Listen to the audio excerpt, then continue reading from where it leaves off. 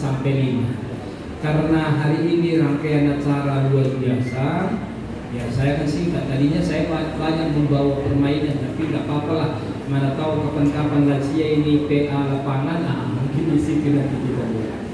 Saya akan bacakan bagi kita semua dalam Titus 2 ayat 3 sampai 5. Demikian firman Tuhan. Dan satu lagi nanti saya akan bacakan bagi kita Matius 24 ayat 42. Titus 2 ayat 3 sampai 5. Demikianlah firman Tuhan. Demikian juga perempuan-perempuan yang tua, hendaklah mereka hidup sebagai orang-orang beribadah.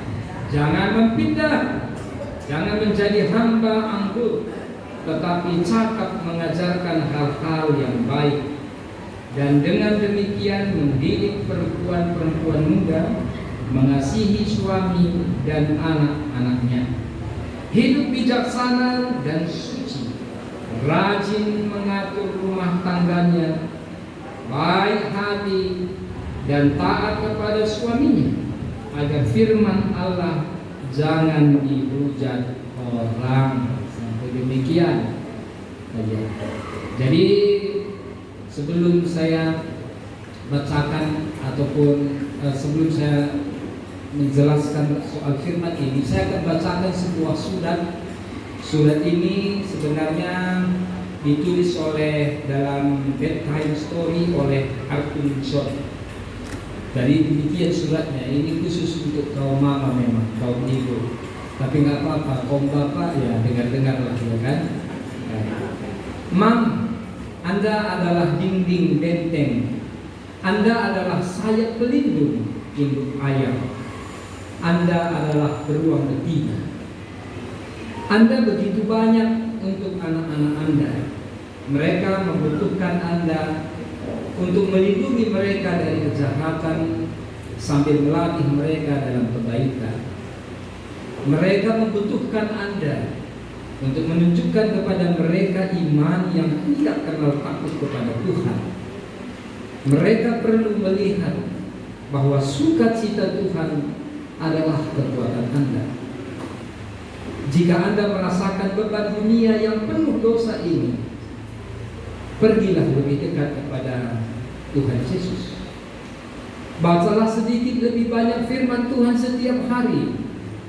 Luangkan sedikit waktu untuk berdoa. Nyanyilah satu himne lagu. Dan ajarkanlah semua ini kepada anak-anak Anda. Lindungi mereka selagi masih muda. Persenjatai mereka selagi masih muda. Persenjatai mereka selagi masih hidup di dunia ini. Berdoalah agar mereka mengubahnya tempat perlindungannya bagus, manfaatkan dengan luar biasa hari yang Anda miliki. Terpuji Tuhan, melalui surat ini ternyata mengingatkan hidup ini harus memang menjadi berarti bagi orang lain. Hidup ini harus memang menjadi teladan bagi orang lain. Seorang perempuan atau seorang wanita yang hidup berpusat kepada Kristus, otomatis hidupnya itu akan menjadi teladan bagi siapapun itu. Bukan hanya bagi anak-anak dan cucu-cucu, tapi bagi semua orang, siapapun dia yang hidup berdampingan dengan kita di dalam dunia ini. Jadi saudara-saudara yang dikasihi Tuhan, ada beberapa hal yang harus kita lakukan melalui bacaan ini, mengajarkan kita. Yang pertama, khusus bagi kami semua orang tua kami yang sudah lanjut usia, pertama harus memang dipikirkan bagaimana hidup ini berguna bagi orang lain. Ketika kita berpikir hidup kita berguna bagi orang lain, yakinlah berkat Tuhan itu semakin berlimpah. Ada falsafah orang Yahudi, ini mungkin dari falsafah ekonomi, tapi ini juga mengajarkan kita dalam hidup berarti bagi orang lain. Orang Yahudi berfalsafah ketika dia bekerja, berusaha, ya, kalau dia memikirkan bahwa usahanya, pekerjaannya bukan hanya untuk dirinya, bukan hanya untuk keluarganya, bukan hanya untuk golongannya, bukan hanya untuk bangsanya, tapi untuk bangsa-bangsa lain, untuk orang lain semua. Semakin banyak berkat yang dialami bangsa itu sendiri, yang dia alami. Kita bisa lihat Israel sampai saat ini, walaupun sekarang lagi perang Palestina dan Israel, ya kan, itu nggak perlu kita bahas. Yang kita bahas bahwa umat pilihan Tuhan akan pasti dimenangkan di mana mereka berada, termasuk kita. Amin. Jadi saudara-saudara, Israel sampai sekarang menjadi berkat bagi semua orang. Bayangkan dari berbagai alat yang kita pakai pada saat ini, katakanlah yang ahli dalam bidangnya itu adalah rata-rata orang Yahudi. Penemu Android orang Yahudi, ahli kimia Albert Einstein orang Yahudi, Sergey Brin penemu Facebook itu orang Yahudi. Menjadi berkat. Mereka tidak berpikir bahwa hasil karya mereka itu hanya bisa dinikmati oleh mereka, tapi bisa dinikmati oleh semua orang. Dekade tahun 2000 ke bawah, Ethiopia itu, kalau kita dengar Ethiopia, kita pasti akan dengar Ethiopia kemiskinan, kelaparan, kekurangan pangan, gizi buruk dan lain sebagainya. Tapi saudara-saudara, ketika Ethiopia, ketika bangsa Israel kerjasama dengan Ethiopia, ya, memang tahun 2000-an di bawah Ethiopia itu di bawah garis kemiskinan, kekurangan pangan, tapi tahun 2000 ke atas Ethiopia menjadi ketahanan pangan dunia nomor 10 di dunia. Luar biasa. Apa yang boleh dilakukan oleh bangsa ini? Mereka menjadi bapa angkat, mereka mendampingi bibit-bibit unggul dibawa dari Israel. Satu lagi yang luar biasanya, ya, yang paling luar biasa, pupuk organik dipasok dari Israel. Tidak hanya dipasok, tapi akhirnya dibangun pabrik pupuk, sehingga tanaman-tanaman mereka luar biasa hasilnya, sehingga mereka di bawah tingkat Amerika Serikat satu tingkat, menjadi 10 ketahanan terbaik di dunia. Apa artinya ini saudara-saudara? Ketika kita memikirkan bagaimana hidup kita berguna bagi sesama kita, semakin banyak berkat, walaupun lain siang, tapi bukan menjadi objek, ya, tetapi menjadi subjek dalam pelaku-pelaku Tuhan. Yang kedua, orang yang hidup berpusat kepada Kristus memikirkan, ya, akan memikirkan bagaimana melayani Kristus.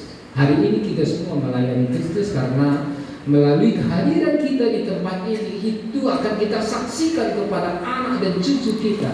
Mama mau pergi kemana? Oh iya, saya itu di mana, lansia itu di mana. Bayangkan, begitu semangat lansia termasuk ke gereja. Anak-anak udah sekarang kemana? Ini mungkin tugas-tugas lansia pada saat ini. Terlebih kamu semua mama-mama yang betul-betul dipakaikan Tuhan hari ini untuk menjadi pelayan-pelayan Kristus.